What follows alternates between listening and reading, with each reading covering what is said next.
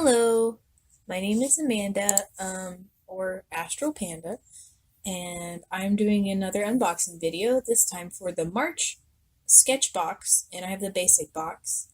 It came with a Strathmore watercolor postcard pad, which I think is really cool. I'm going to keep it and put it in my purse so that I can draw on the go if I have the time.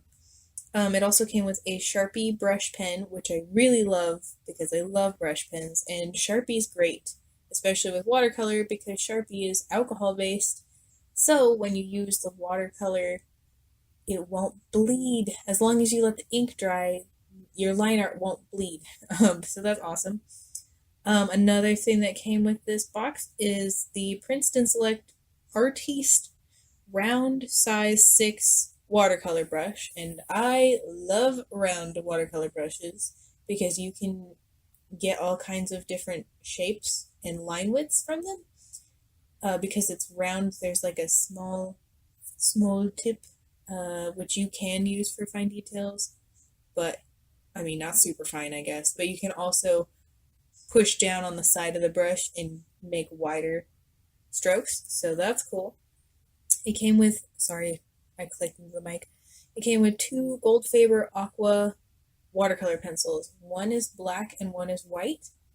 At first, I thought these were just regular colored pencils, so I did not even try to use them as watercolor pencils until I had already used the other watercolor pencils, which is the last item, is a set of Sketchbox signature watercolor pencils, and there were 5 colors, all like peach, pink, lilac, and dark purple. Because of these color choices, when I used them on the hand, I used really the darkest purple for shading, and that kind of made the hand look translucent, which I really liked. It's almost corpse-like, so that's kind of cool. I'm not very good with watercolor pencils. I'm not familiar with them, at least.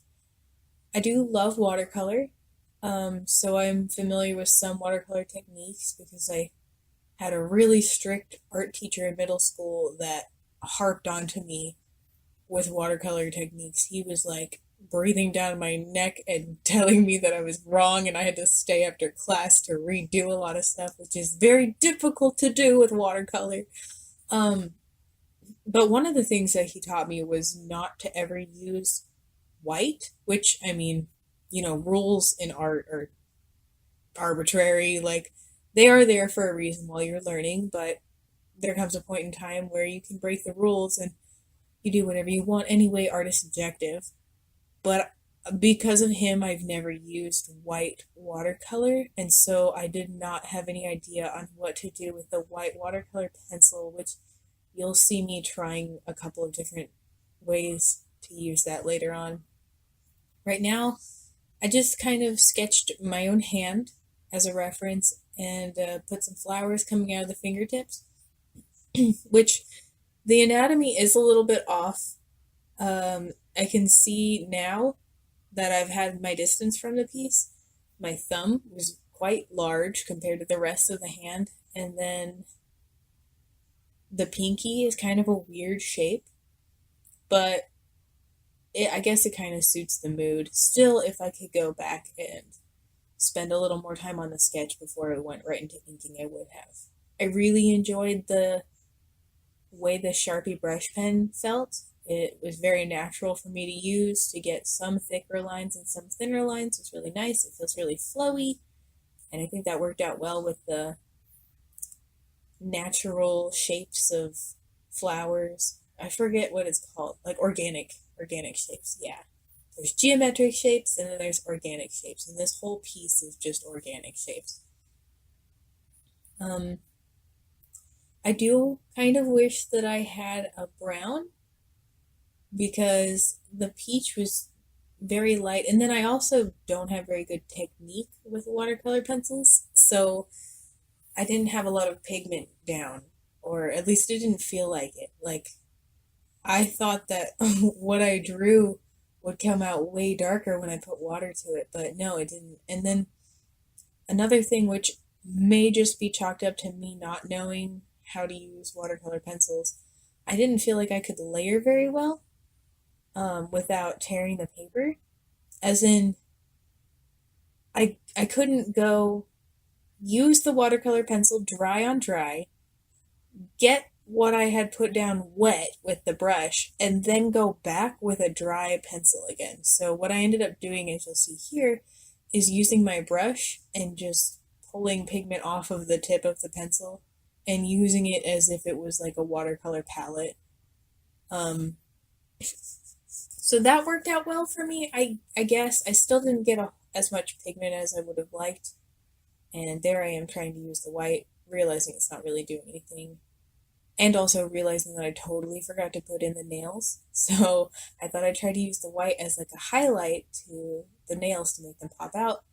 And I don't think it did anything.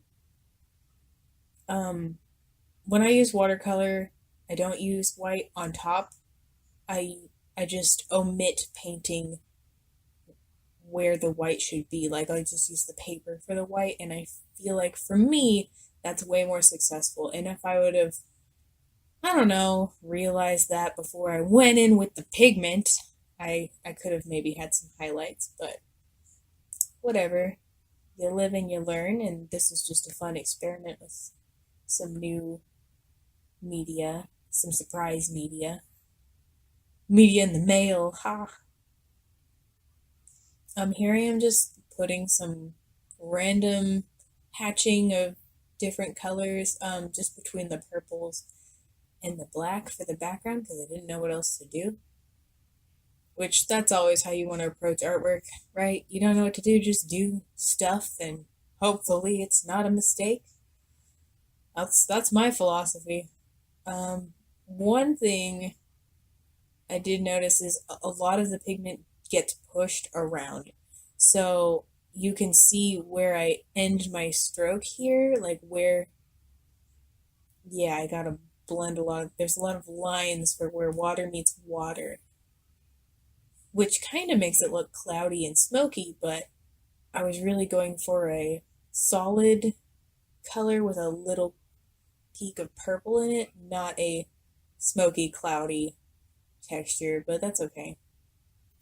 I did want it to be a lot more pigmented, a lot darker. I thought that my scribbles were really dark and that it would carry the color farther, but that's just more for me to learn, I guess. I do wish that you could go back over it. Like, maybe I should have let the paper dry longer. I don't know. But I almost want to use the watercolor pencils as watercolor, let that layer dry, and then use them as colored pencils to darken the shadows and push the contrast. But that just wasn't working out for me. So I ended up using the paintbrush again and putting more water onto the paper. You can see me trying it right now. It's not working. So I got kind of frustrated and sat back for a minute.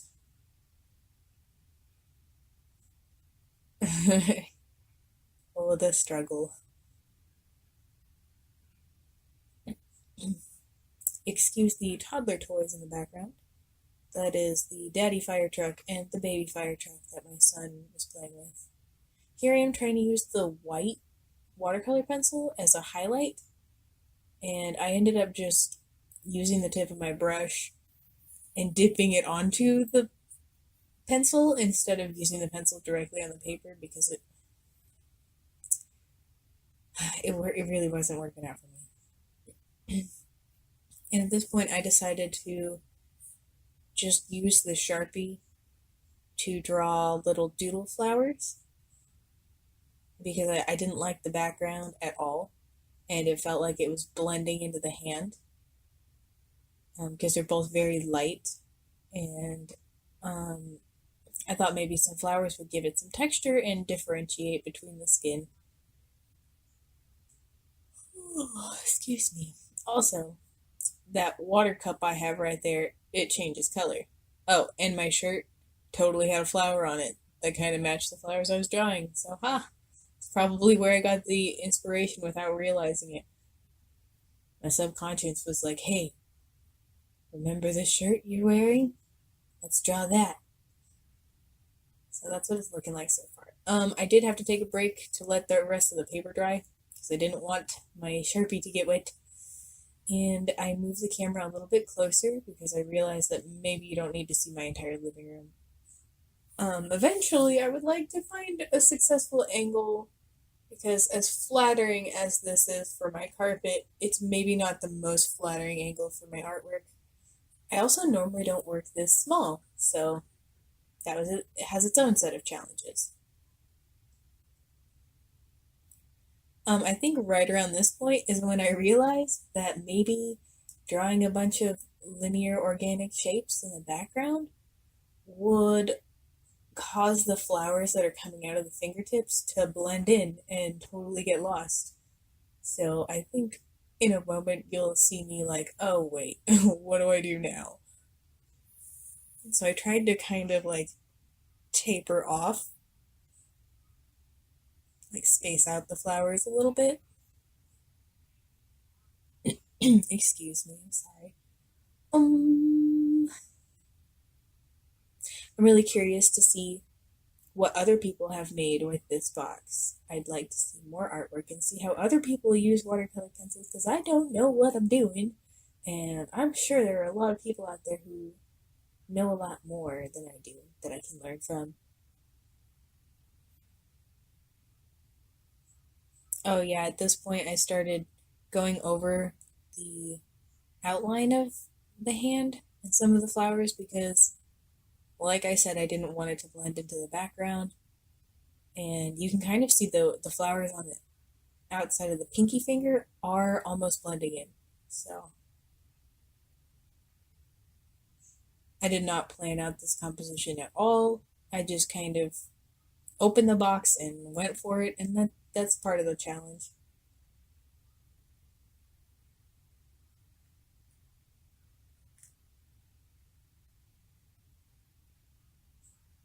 Also, I'm not very good at flowers, but I only know how to draw one flower basically, other than like a tulip or a daisy. Excuse me.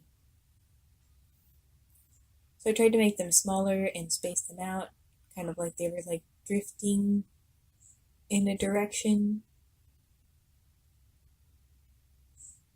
or floating away. I'm not sure, but you know.